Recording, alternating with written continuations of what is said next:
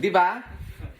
So, ang point ko lang doon, bago tayo tira-kitira, dapat alam natin kung saan ba tayo nagkamali. Kasi mahirap naman na go ka lang ng go, pero hindi mo alam sa'yo pala yung mali. Di ba? And that's why research questions must be established bago mo gawin yung bagay. Kailangan alam mo muna kung saan ka nagkamali bilang isang magtatanim. Tanim ka ng tanim. Konti ngayon yung na-harvest mo, tanim ka pa ulit. Konti yung na-harvest mo, tanim ka pa ulit. Paano kung wala? Paano kung? Kailangan na ng pahinga. Paano kung? Paano kung wala ka na? Kung wala na? Kung sumuko na? Hindi sir, wala na. Kung wala na? Pagmamahal, ah? Ano? Kung wala na? Mandis lang. Itanin. Oh, ganito yan. Paano, may tanong si Rimuel. Paano kung wala na daw siyang maitanim? Ano yung solusyon? Problema na yun. Oh, yun ang problema mo. Problema mo yun. Hindi ko problema yun. Hindi. Ang tanong niya, paano kung wala na maitanim, sir?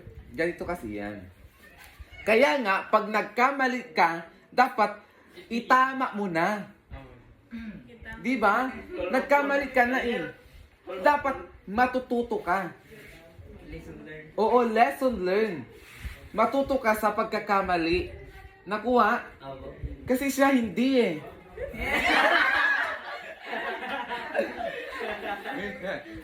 Joke lang, di ba?